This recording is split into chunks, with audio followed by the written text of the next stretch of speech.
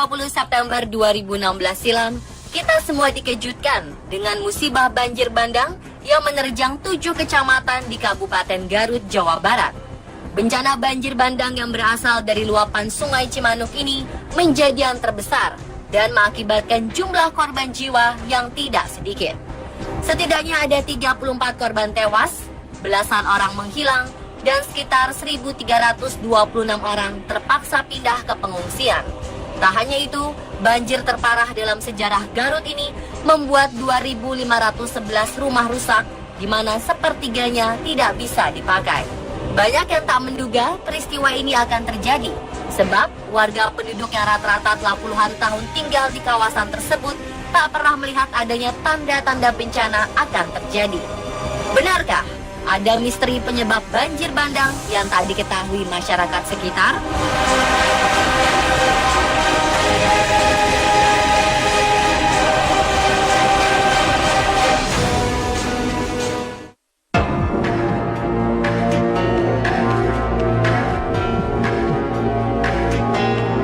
Banjir yang terjadi ini memang akibat dari meluapnya air di Sungai Cimanuk.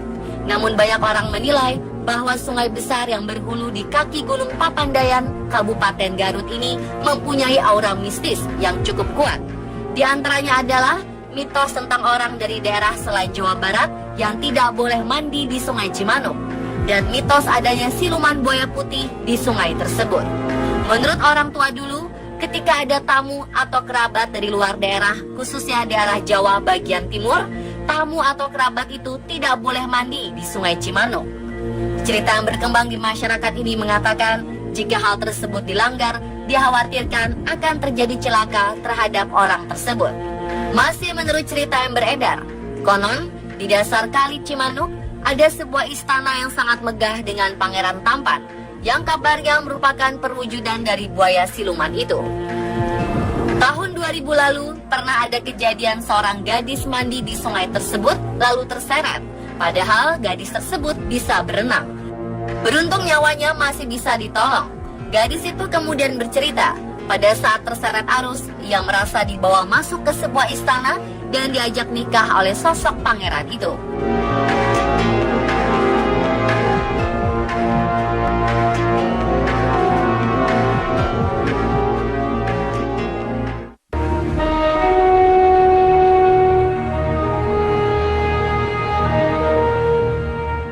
Ada cerita miris dan sedih yang bisa menjadi pelajaran untuk kita semua agar selalu dekat dengan Tuhan dan menjauhi segala hal yang dilarang olehnya, termasuk berzina.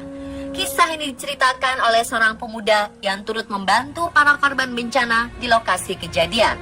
Saat itu ia melihat ada seorang kakek berusia sekitar 65 tahun yang duduk termenung dengan mata berkaca-kaca di antara reruntuhan bangunan rusak. Kakek ini selamat dan bersyukur karena masih diberikan kesempatan oleh Tuhan untuk hidup di dunia ini. Tapi di sisi lainnya, ia sangat sedih karena bencana yang terjadi di kampungnya, menurutnya ia pribadi disebabkan oleh tingkah laku masyarakat di sana. Saat didekati sang pemuda, kakek yang juga merupakan salah satu korban bencana banjir bandang itu bercerita bahwa di desa tempatnya tinggal, tingkah laku dan perbuatan sebagian masyarakatnya ternyata sangat jauh dari kesan agamis. Bahkan menurutnya, kampung ini tempat yang aman untuk anak muda berzina. Selain itu, di aliran Sungai Cimanuk sudah terlalu banyak bayi-bayi tak berdosa dibuang. Perbuatan kejam ini juga dibantu oleh bidan-bidan kampung yang tidak bertanggung jawab membantu proses aborsi. Menurut sang kakek, mungkin karena kurangnya sosok ustadz atau tokoh agama yang bisa membimbing dan menasehati masyarakat di sana. Banyak orang di kampung ini yang jauh dari Tuhan, sehingga mereka tidak takut berbuat maksiat.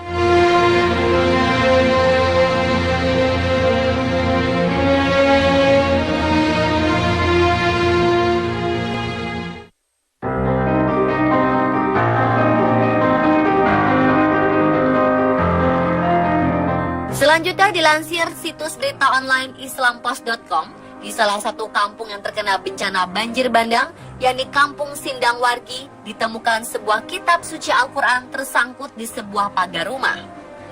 Sampul pembungkus Quran tersebut dipenuhi lumpur, basah, namun kondisinya masih baik dan utuh.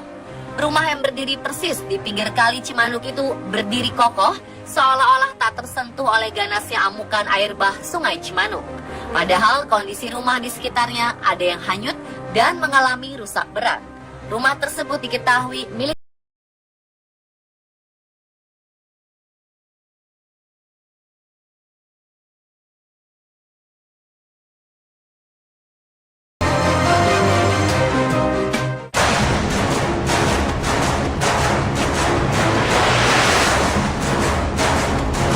Berikutnya adalah mengenai mitos adanya hutan larangan di Kabupaten Garut.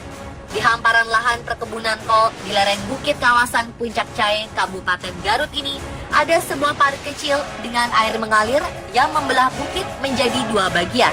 Parit kecil ini menurut warga setempat menjadi batas dengan hutan larangan yang dikeramatkan. Beberapa penduduk meyakini ada keterkaitan antara hutan larangan dan banjir bandang Garut. Hutan larangan ini dahulunya ditumbuhi tumbuhan liar khas ekosistem dataran tinggi. Tumbuhan itu menjadi pengikat tanah dan air agar tak cepat meluncur ke wilayah yang lebih rendah. Namun hutan larangan yang berada di ketinggian lebih dari 1.822 meter di atas permukaan laut itu sekarang banyak digunakan lahan untuk bercocok tanam sayuran seperti kol, kentang, dan tomat. Selain itu, hutan yang berhimpitan dengan dua kawasan hutan, yaitu hutan lindung yang dikelola Perum Perhutani, Kesatuan Pemangku Hutan Garut, dan hutan konservasi yang dikelola Balai Konservasi Sumber Daya Alam Kabupaten Garut Kementerian Kehutanan ini, juga ditanami pohon kopi dan pohon eukaliptus, tumbuhan yang sejatinya hanya ada di Australia. Alih fungsi lahan di hutan larangan inilah yang diduga menjadi penyebab banjir terbesar sepanjang sejarah Garut. Banjir bandang Garut terjadi tak lama setelah hujan dengan curah 225 mm mengguyur hutan larangan. Air hujan langsung meluncur di tanah dengan kemiringan 45 derajat tanpa sempat ditahan pepohonan. Dalam waktu 4 jam, air bah yang dikumpulkan dari hutan larangan pun sampai di kota Garut.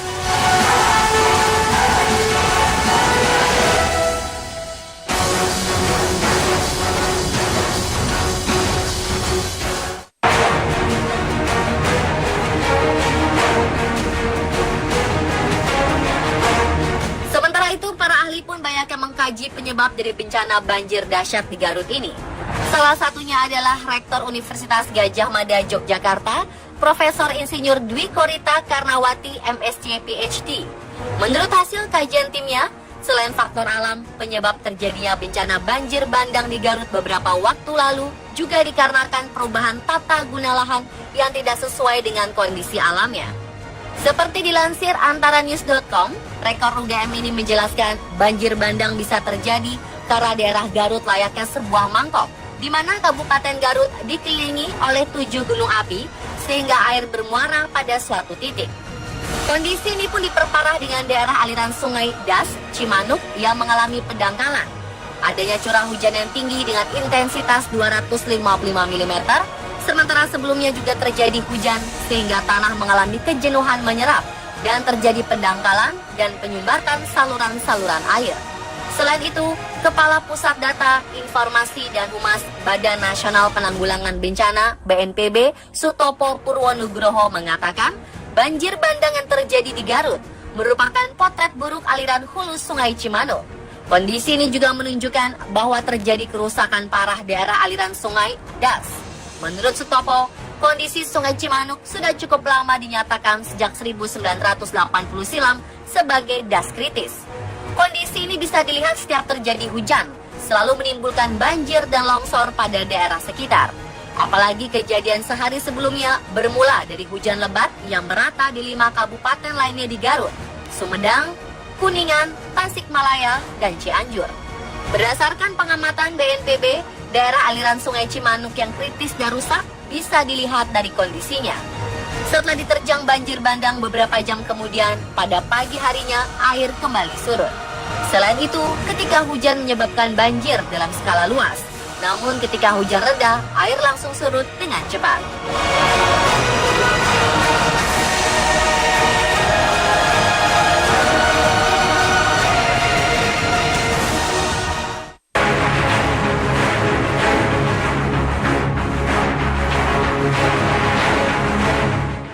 Berbagai mitos dan misteri yang menyelimuti fenomena banjir bandang dan longsor di Garut bisa terjadi di daerah-daerah lain di Indonesia. Oleh sebab itu, selain faktor alam dan campur tangan yang maha kuasa, kita sebagai manusia harus mengantisipasi kemungkinan terjadi bencana serupa. Di antaranya dengan menjaga keseimbangan alam. Batasi merubah hutan menjadi lahan pertanian agar air hujan dapat diserap sempurna. Sebisa mungkin jangan membangun pemukiman di kawasan sungai karena menghambat resapan air. Selain itu, pemerintah dan warga juga harus tetap siaga terhadap adanya peringatan dini bencana banjir bandang. Seperti dikatakan Rektor UGM, Profesor Insinyur Dwi Korita Karnawati MSc PhD, tidak harus dengan alat tetapi bisa dengan human sensor atau dalam bahasa Jawa sebagai ilmu titen. Sehingga meski tidak hujan, jika air sungai menjadi keruh dan muka air naik, sebaiknya mereka yang tinggal di pinggir sungai menyingkir. Adapun antisipasi lain untuk jangka panjang dan jangka menengah bisa dilakukan peninjauan ulang tata ruang atau tata guna lahan. Selain itu, perlu diperhatikan pula alternatif kehidupan sosial ekonomi masyarakat dalam konteks pemanfaatan lahan.